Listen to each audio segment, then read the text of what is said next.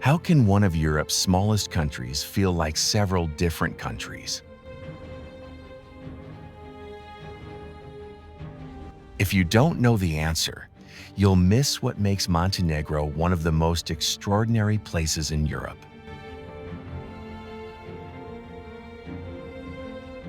Today, we'll travel from towering mountains and deep canyons to ancient monasteries, crystal clear lakes, and medieval towns to discover how so much diversity fits into one remarkable country.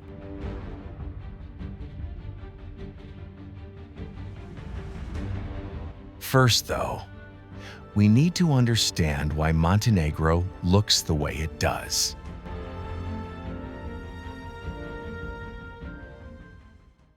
One look at a map explains why Montenegro seems so compact, but a map doesn't tell you what it feels like to travel across it.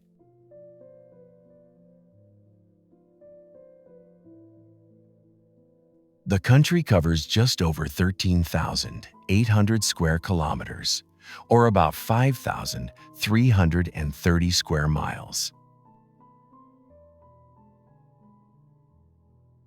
That's smaller than the U.S. state of Connecticut, and only slightly larger than the Caribbean island of Jamaica.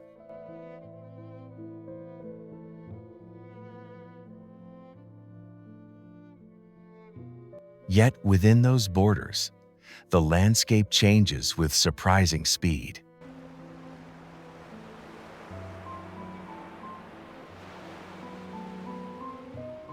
In little more than 150 kilometers, almost 95 miles, you can travel from rugged alpine peaks to the warm waters of the Adriatic Sea.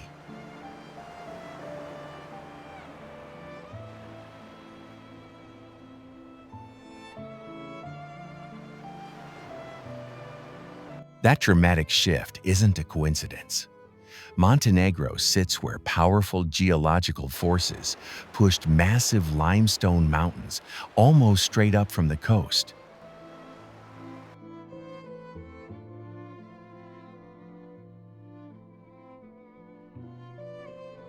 Over millions of years, rivers carved deep valleys through those mountains, while glaciers shaped the highest peaks.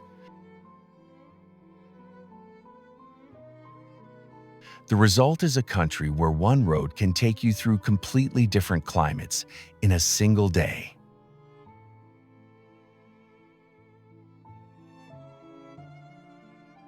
On the coast, summers are typically hot and dry, with temperatures often reaching around 30 degrees Celsius or about 86 degrees Fahrenheit.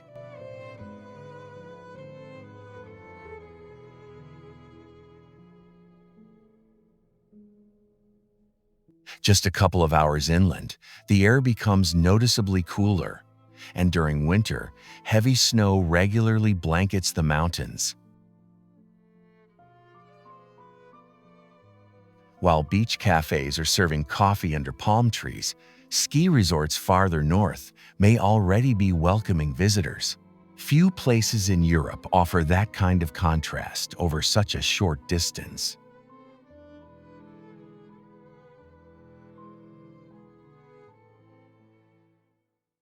That geography has shaped the way people live. For centuries, communities were separated by steep mountains, deep valleys, and difficult roads.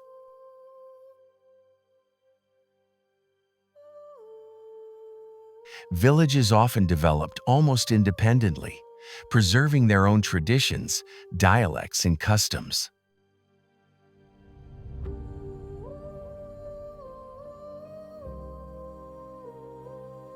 Traditional dances known as oro, where people form a circle or stand on one another's shoulders, are still performed during festivals and family celebrations across parts of the country.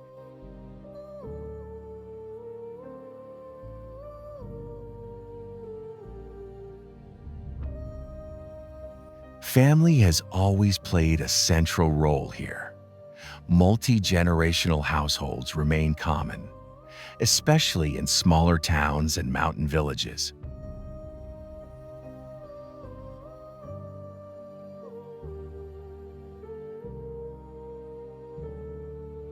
Long lunches, strong coffee, and conversations that stretch for hours are still part of everyday life.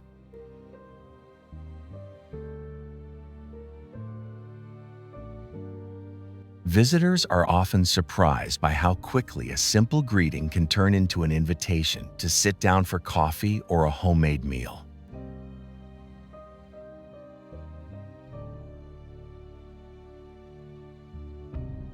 Hospitality isn't simply considered polite, it's part of the culture. There is even an old saying across the Balkans that a guest is a blessing. While modern life has changed many traditions, that welcoming attitude remains one of the first things travelers notice.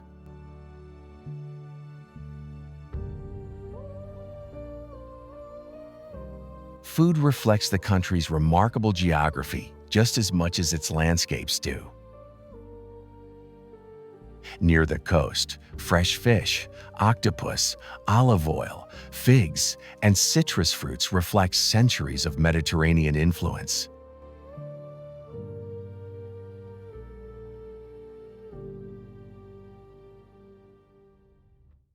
Head into the mountains, and the flavors change completely. Thin slices of Njegushki prosciutto, Montenegro's famous dry-cured ham, are often served with local cheese and homemade bread. While lamb cooked under a cast-iron dome known as a sach remains a traditional favorite. Meals are frequently accompanied by a glass of vranic, Montenegro's signature red wine, and it's not unusual for guests to be welcomed with a small glass of homemade rakija before the food even reaches the table. Crossing Montenegro doesn't just change the scenery, it changes everything on the table.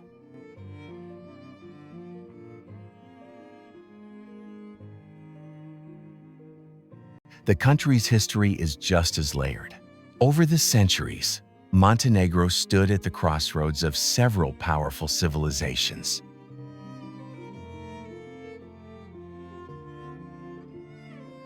Venetian merchants influenced the coast. The Ottoman Empire expanded across much of the Balkans.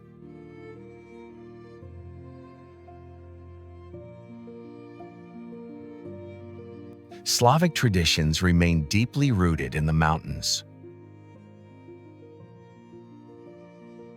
Rather than replacing one another, those influences blended together, creating a culture that feels distinctly Montenegrin today.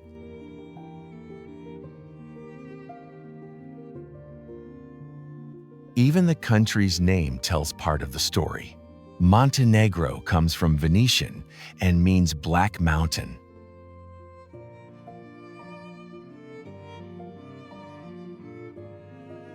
Most historians believe early Venetian sailors used the name after seeing the dark forests covering the steep mountain slopes above the coast.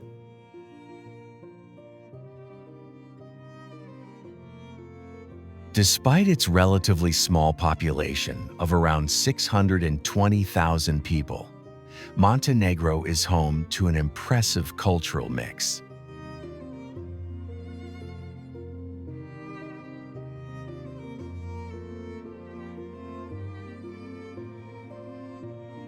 Montenegrins make up the largest group, but you'll also find Serbian, Bosniak, Albanian, Croatian, and other communities living throughout the country.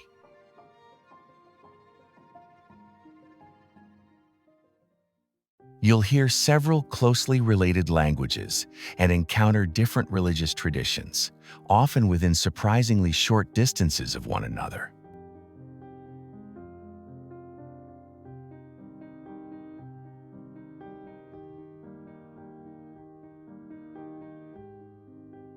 Perhaps that's the real answer to the question we asked at the beginning.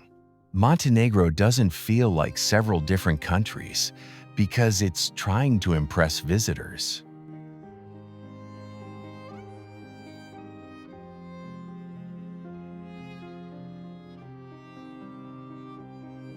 It feels that way because nature, history, and culture have all been shaping different parts of this landscape for centuries.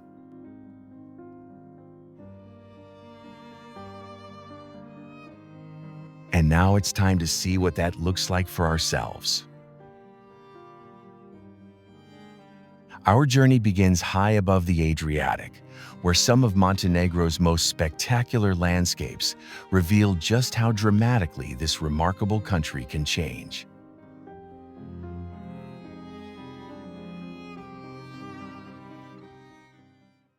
Durmitor National Park protects one of the wildest landscapes in southeastern Europe.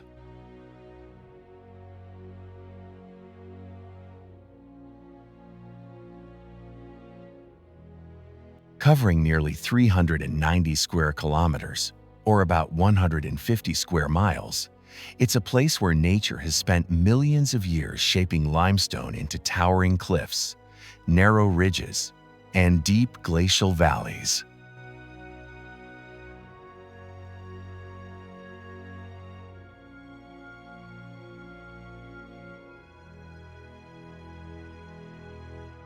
During the last ice age, enormous glaciers covered much of this region.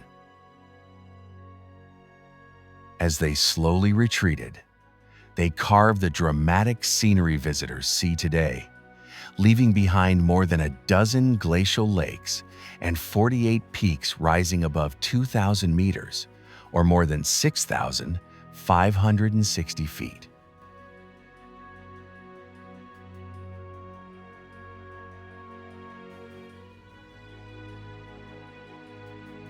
But Durmitor isn't just impressive because it's beautiful. It's one of the few places in Europe where large predators still roam freely.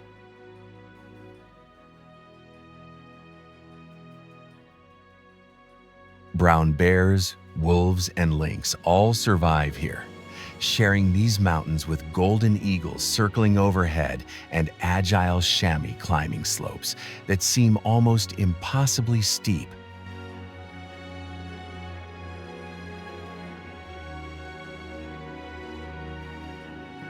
Most hikers never encounter them, but knowing they're out there changes the feeling of walking these trails.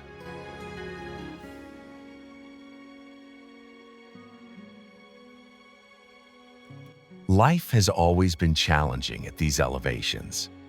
Long winters once isolated mountain communities for months at a time, forcing families to become almost completely self-sufficient.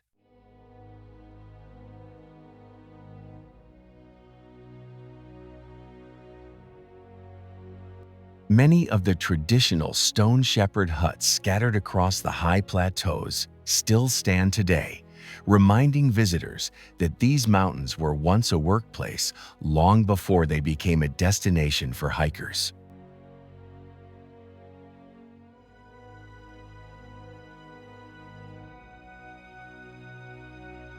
One trail leads to Bobotov Kuk, the park's highest summit at 2,523 meters, or nearly 8,280 feet.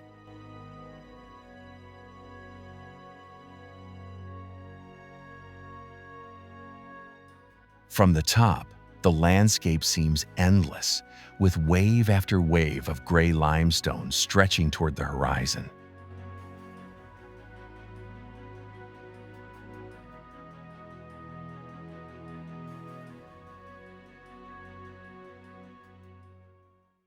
Standing on the edge of this canyon, it's easy to underestimate what you're actually looking at.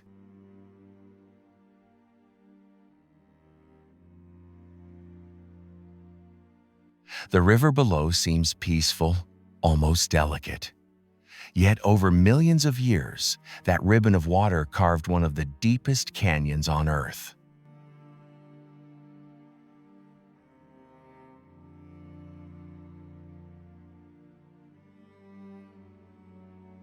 The Tara River Canyon reaches a maximum depth of around 1,300 meters, or nearly 4,300 feet, making it the deepest canyon in Europe and second only to the Grand Canyon in some global rankings.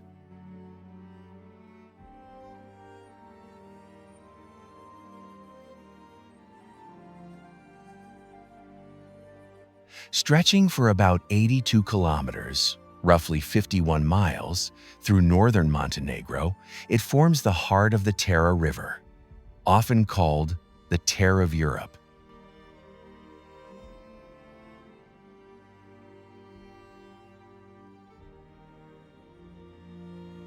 Because of its remarkably clear water, on sunny days, visibility beneath the surface can exceed 10 meters, or about 33 feet.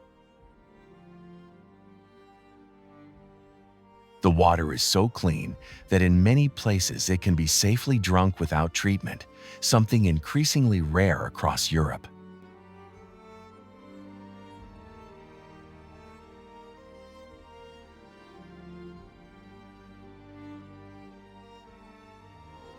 High above the canyon stands the graceful concrete arch of the Durmitor Tara Bridge.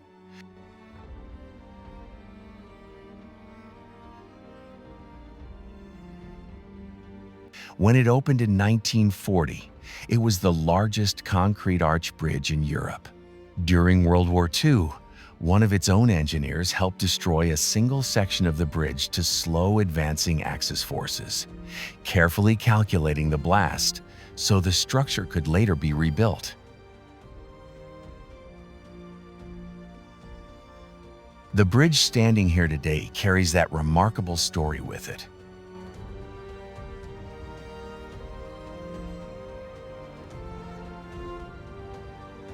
Waters shape this landscape with incredible patience. The next destination was shaped just as slowly, but this time by an ancient forest that has survived where so many others disappeared.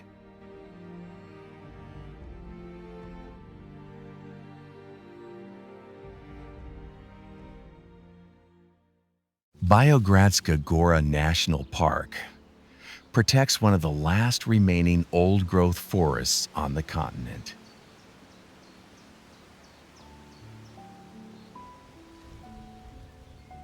Some of its beech, fir, and spruce trees are estimated to be more than 500 years old, reaching heights of over 50 meters, or around 165 feet.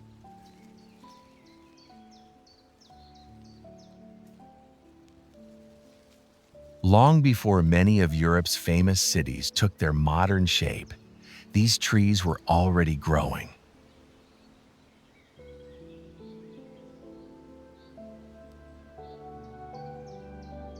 The park supports an impressive variety of wildlife, including brown bears, wolves, wildcats, foxes, pine martens, and more than 200 species of birds.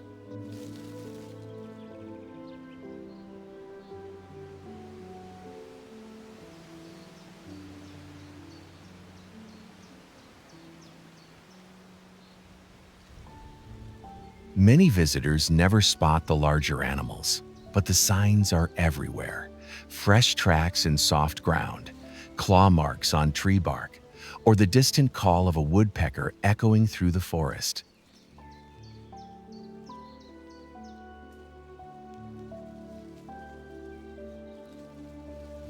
At the heart of the park lies a peaceful glacial lake surrounded by dense woodland.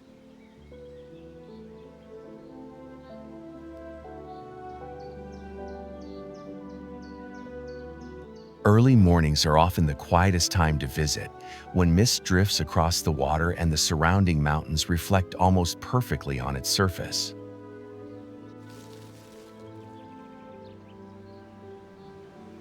It's a landscape that feels untouched.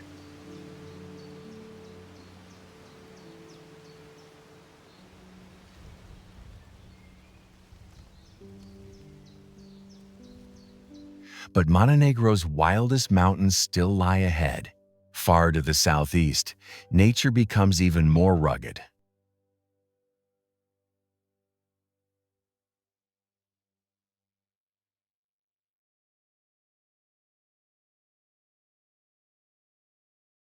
The name Prokletije translates as the accursed mountains. One look at the landscape, and it's easy to understand why. Sharp limestone peaks rise abruptly above deep valleys, creating one of the most rugged mountain ranges anywhere in the Balkans.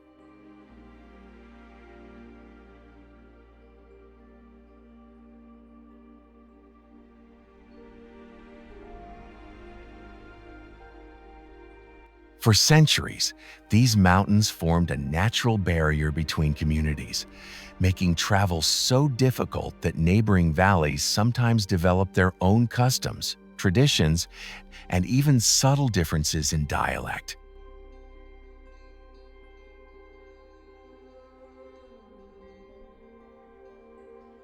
The highest summit in Montenegro, Zlakolata, reaches 2,534 meters, or about 8,314 feet, right along the border with Albania.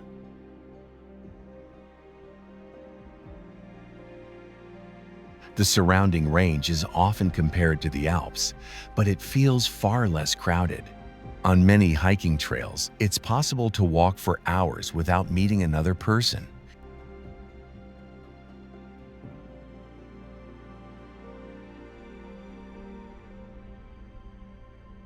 Summer brings carpets of wildflowers across the alpine meadows, while glacial lakes hide beneath towering cliffs.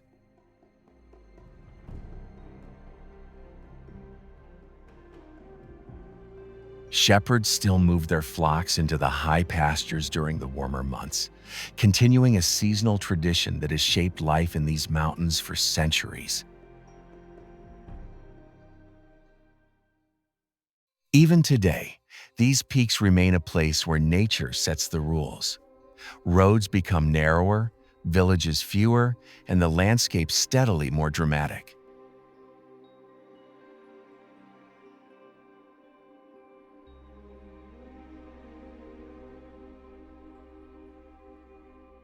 But Montenegro's next landmark tells a very different story.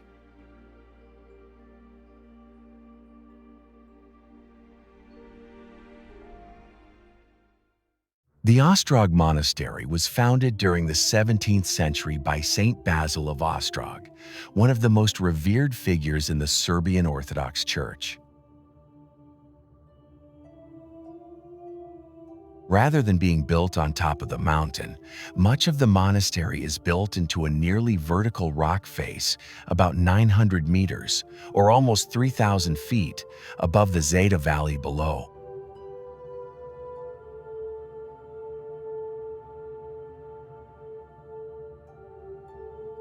Its location wasn't chosen for the view alone. During centuries of conflict across the Balkans, the surrounding cliffs offered protection while making the monastery difficult to reach.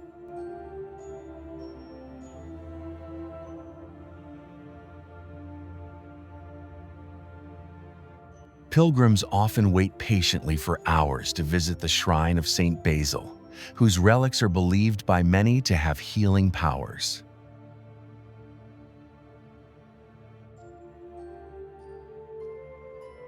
Orthodox Christians, Catholics, and Muslims all make the journey here, making Ostrog one of the Balkans' most unusual pilgrimage sites. From these cliffs, it's easy to appreciate what people were capable of building with faith and determination alone.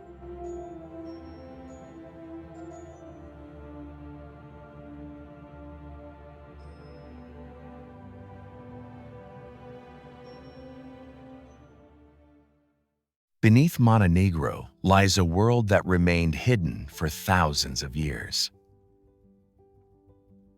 The entrance to Lipa Cave gives little indication of what waits below.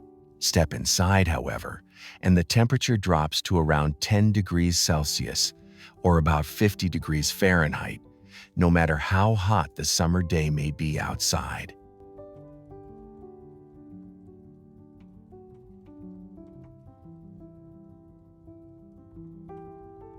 More than 2.5 kilometers, roughly 1.5 miles, of passages have been explored so far, although only part of the system is open to visitors.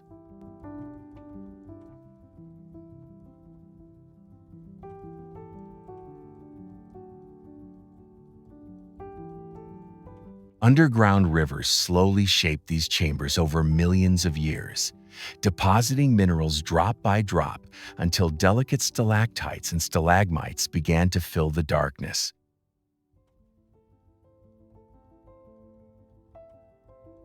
Local people have known about the cave for centuries.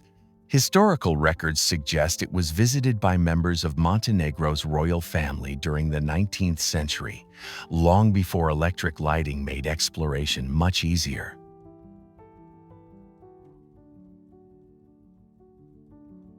Today, carefully designed walkways allow visitors to experience formations that once could only be reached by experienced explorers.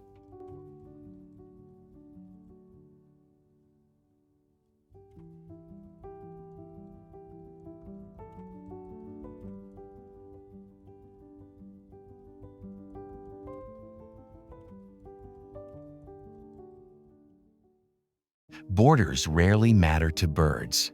That's one reason Lake Skadar has become one of Europe's most important wetlands.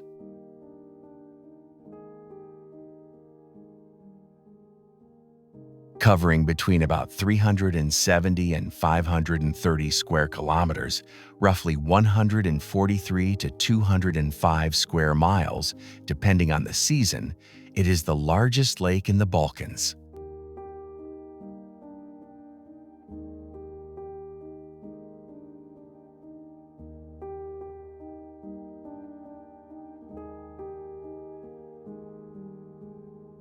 Around two-thirds belongs to Montenegro, while the remaining shoreline extends into neighboring Albania.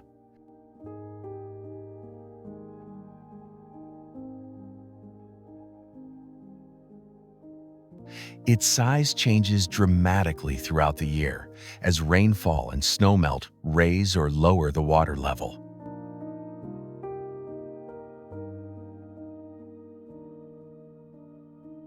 For wildlife, those seasonal changes create ideal conditions. More than 280 bird species have been recorded here, including one of Europe's largest remaining colonies of Dalmatian pelicans.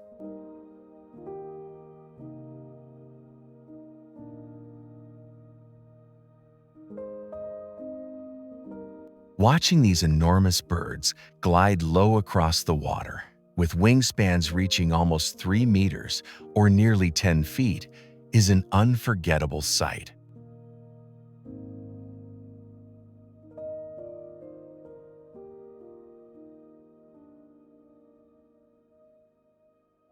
The lake also supports more than 40 species of fish, many of which have sustained local communities for generations.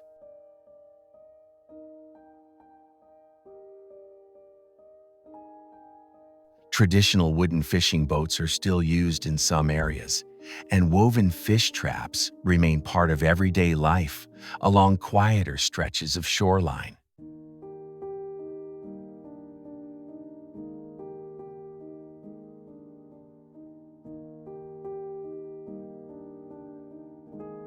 Yet one of the best ways to understand life on this vast lake isn't from its open water. It's from a small lakeside town where boats have always been as important as roads.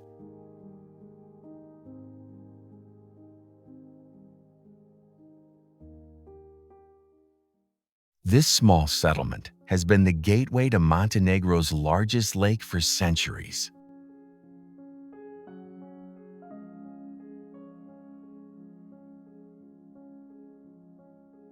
Stone bridges, old waterfront houses, and narrow streets reflect its long history as a trading post where merchants exchanged fish, wine, olive oil, and goods arriving from both the Adriatic coast and the interior of the Balkans.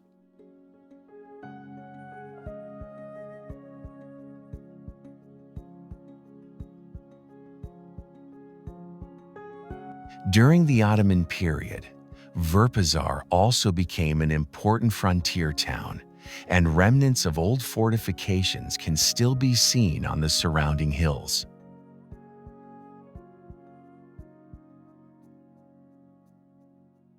Today, life moves at a much slower pace.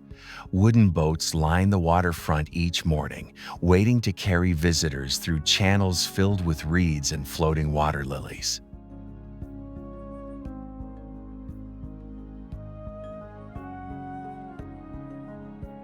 Local fishermen still head out before sunrise, following routines that have changed remarkably little over generations.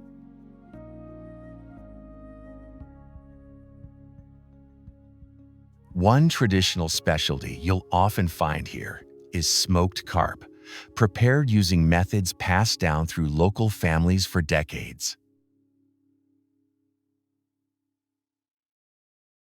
The surrounding vineyards are equally important. This region produces much of Montenegro's famous Vranic wine, a rich red variety that has become one of the country's best-known exports.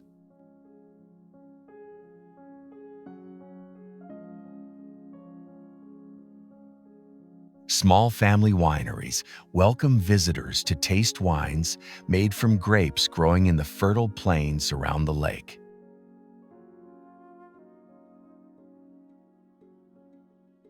Leaving the waterfront behind, the road begins to climb once again.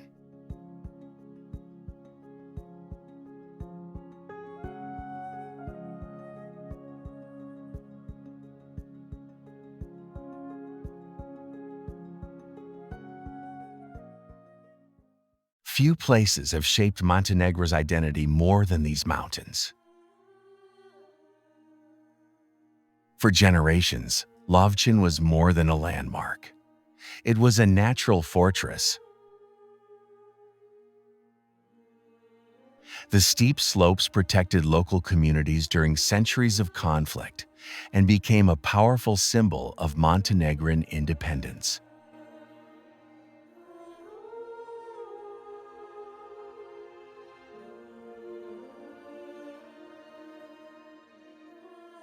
The park covers about 62 square kilometers, or nearly 24 square miles, and rises dramatically above the Adriatic coast.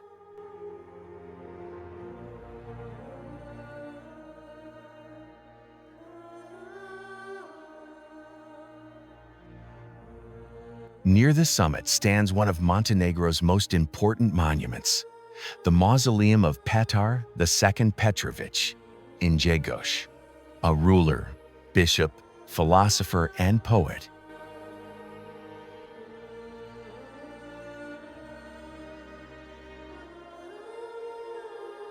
Jagoš remains one of the country's most influential historical figures.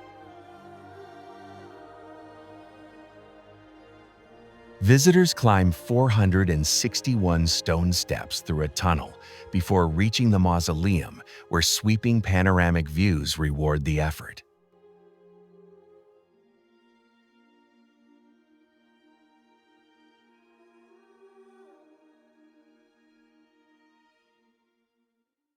The mountain is also famous for another reason. Tiny villages scattered across its slopes continue producing Njeguški prosciutto, Montenegro's celebrated dry-cured ham.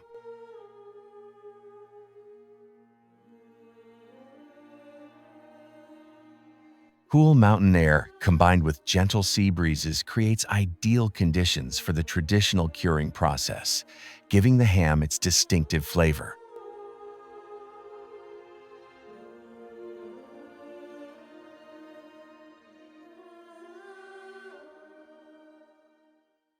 The Kotor Serpentine Road climbs the mountains above the Bay of Kotor through 25 tight hairpin bends, gaining more than 900 meters, or nearly 3,000 feet, in elevation over a surprisingly short distance.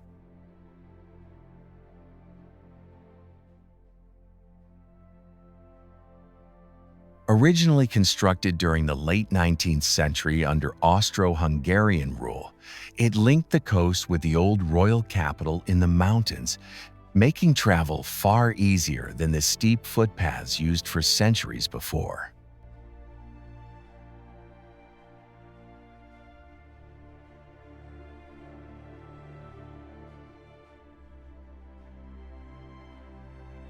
Driving it demands patience. Many of the turns are so narrow that larger vehicles must carefully negotiate each corner.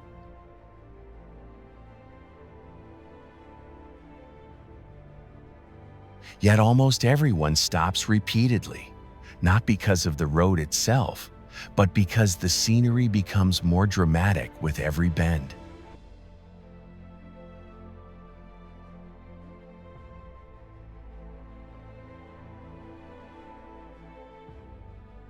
Looking down, the Bay of Kotor appears almost unreal, its calm waters winding deep into the mountains like a Norwegian fjord, even though it was actually formed by an ancient river valley later flooded by the sea.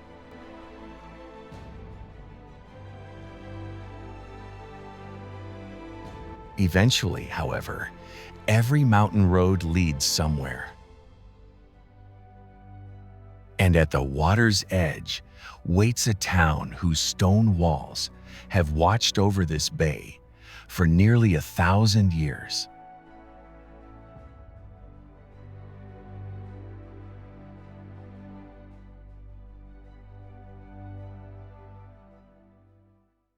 Unlike many medieval towns that have become little more than open-air museums, Kotor still feels alive.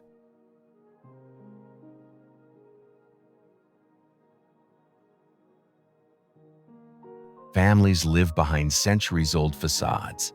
Laundry hangs above narrow alleyways. Church bells echo across hidden squares.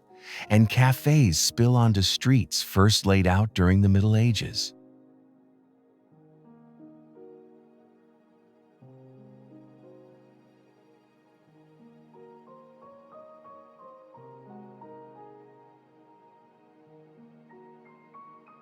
Kotor flourished under Venetian rule for nearly 4 centuries, becoming one of the Adriatic's most important fortified ports.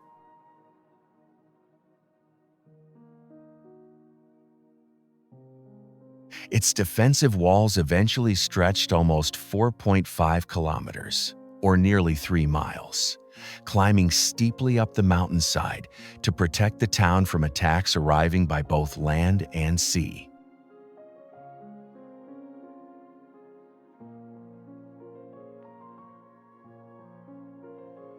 The town has survived far more than invading armies. Powerful earthquakes struck repeatedly throughout its history, including a devastating one in 1979 that damaged much of the old town.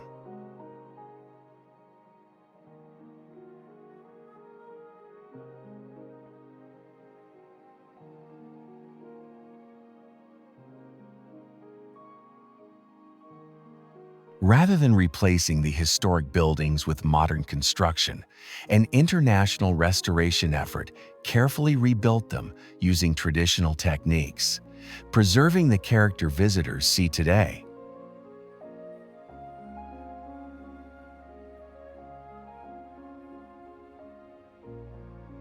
One local tradition continues every summer. Since the 13th century, sailors have celebrated Boka Night, decorating their boats before parading across the bay in a festival filled with music, lights, and fireworks.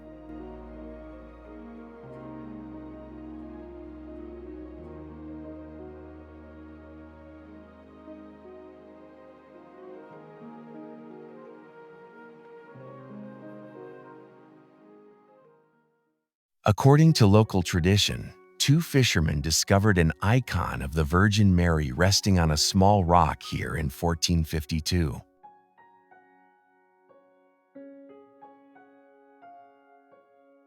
Believing it to be a sign, sailors began dropping stones into the water every time they returned safely from sea.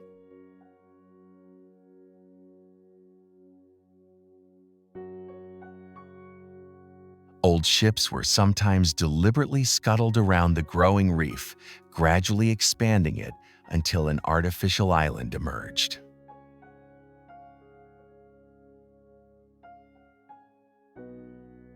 Construction continued for centuries, eventually creating enough space for the church that stands here today.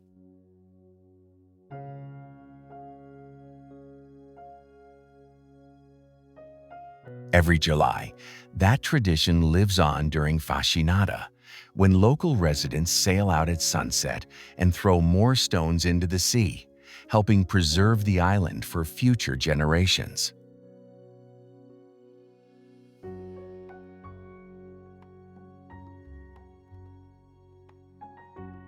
And just along the shoreline, another small town reveals what everyday life looked like for the wealthy captains who once sailed these waters.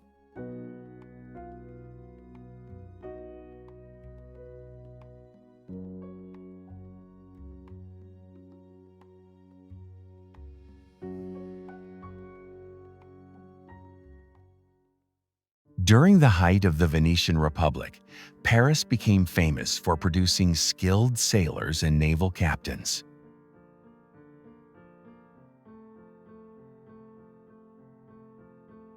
Although the town was never home to more than a few thousand people, it owned dozens of merchant ships and gained a reputation that reached far beyond the Adriatic.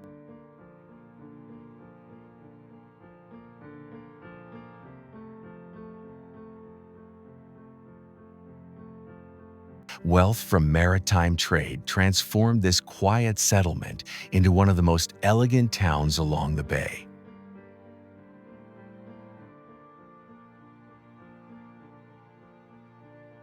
Walking through Perast today feels remarkably unchanged. Grand Baroque palaces line the waterfront, built by prosperous sea captains eager to display their success.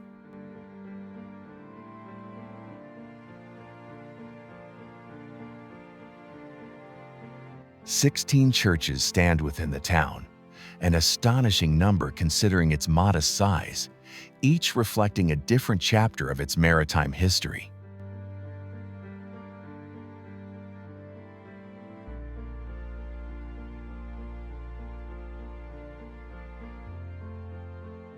During the late 17th century, Perast's reputation reached as far as Russia.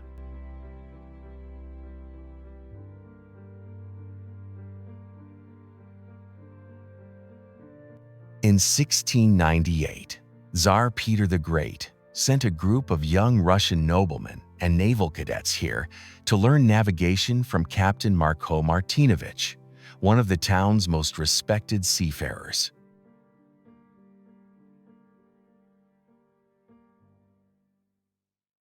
At a time when Russia was building its own navy, Perast was considered one of the best places on the Adriatic to learn the art of seamanship.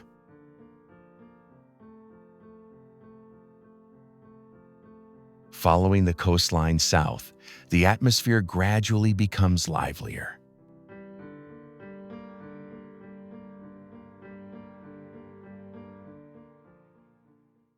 Few places on the Adriatic have been continuously inhabited for as long as Budva. Archaeological evidence suggests people have lived here for more than 2,500 years, making it one of the oldest settlements along the eastern Adriatic coast.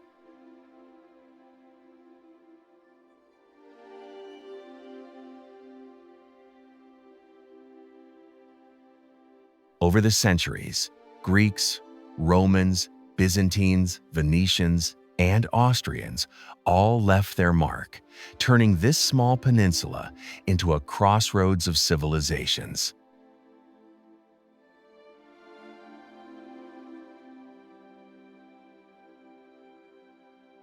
Today, Budva's Old Town remains enclosed by thick medieval walls that once protected it from pirates and invading armies.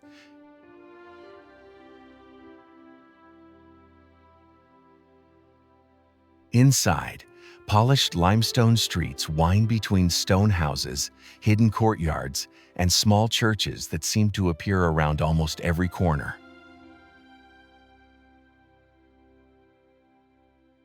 The town has survived more than war. In 1979, a powerful earthquake measuring 7 struck the Montenegrin coast, severely damaging much of the historic center.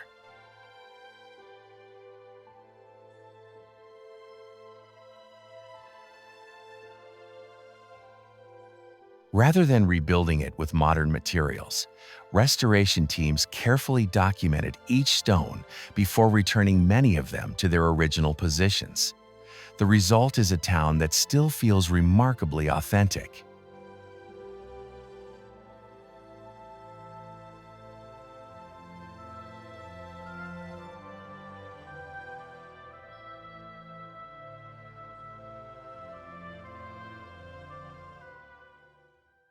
At first glance, it looks like a fairy tale island. In reality, it began as a fortified fishing village.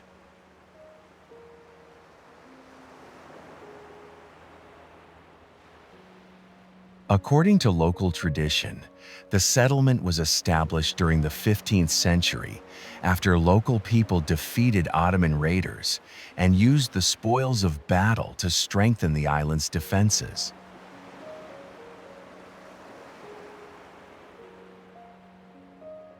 Thick stone walls surrounded a tight maze of narrow lanes and simple houses, creating a community that could be defended from attacks arriving by sea.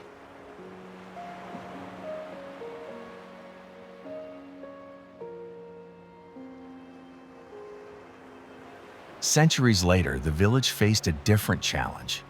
As fishing declined, many residents moved away, leaving houses empty.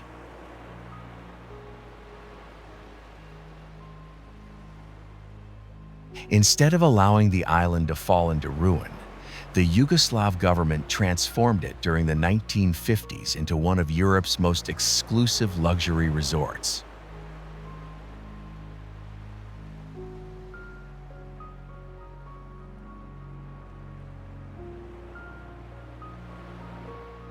Since then, royalty, movie stars, world leaders, and international celebrities have all stayed behind its historic walls. Although access to the island itself is restricted to hotel guests, its distinctive silhouette remains one of the most photographed scenes anywhere on the Adriatic.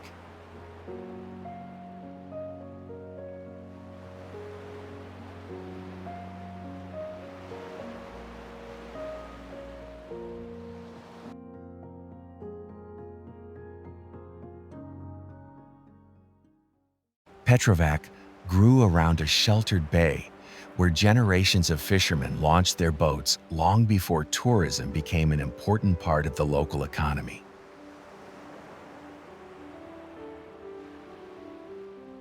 Today, the waterfront promenade is lined with cafes and restaurants.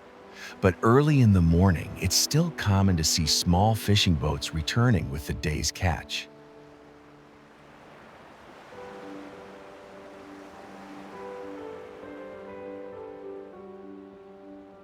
Watching over the bay is the Venetian fortress of Castillo, built during the 16th century to help defend this stretch of coastline from pirate attacks.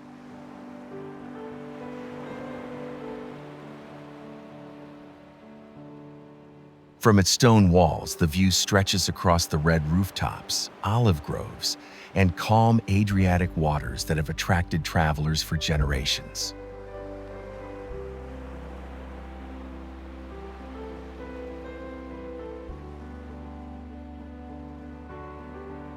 Petrovac is also surrounded by one of Montenegro's oldest olive-growing regions. Some olive trees nearby are believed to be several centuries old, continuing a tradition that has shaped local agriculture since ancient times.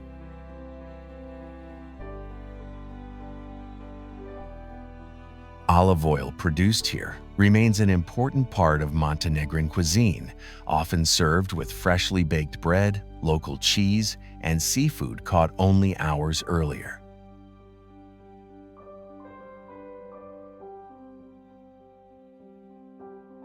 The atmosphere feels noticeably slower than in the larger resort towns. Families stroll along the promenade after sunset, children swim from the beaches, and conversations over coffee often last far longer than planned.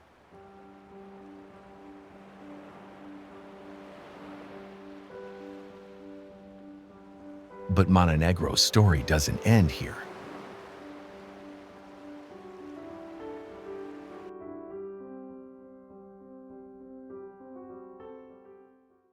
Perched on a rocky headland overlooking the Adriatic, Ulcinj Old Town is one of the oldest settlements on Montenegro's coast, with a history stretching back more than 2,000 years.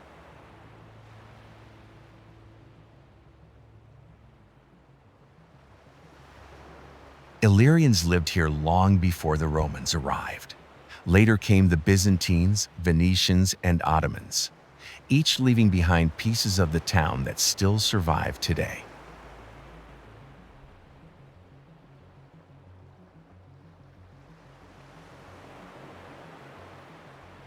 Walking through its narrow stone streets feels less like following a single timeline and more like stepping through layers of Mediterranean history.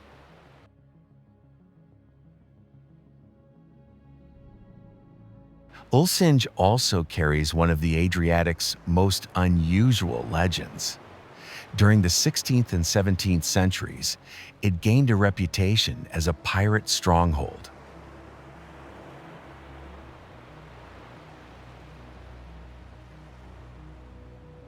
Corsairs operating from its harbor captured merchant ships across the Mediterranean, bringing both wealth and notoriety to the town. Whether every tale is true is impossible to know, but the stories became such a part of Ulcinj's identity that they're still told today.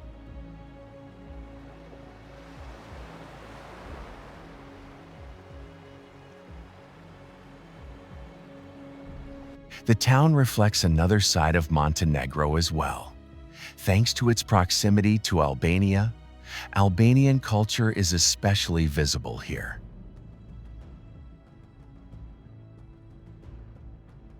You'll hear both Montenegrin and Albanian spoken in the streets, while the cuisine blends Balkan and Mediterranean traditions in ways found nowhere else in the country.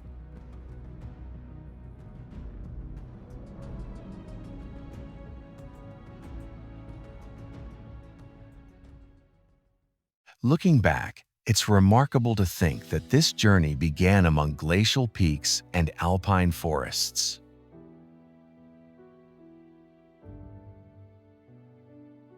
In just one country, we've crossed wild mountains, deep canyons, ancient monasteries, hidden caves, medieval towns, and one of Europe's most beautiful coastlines.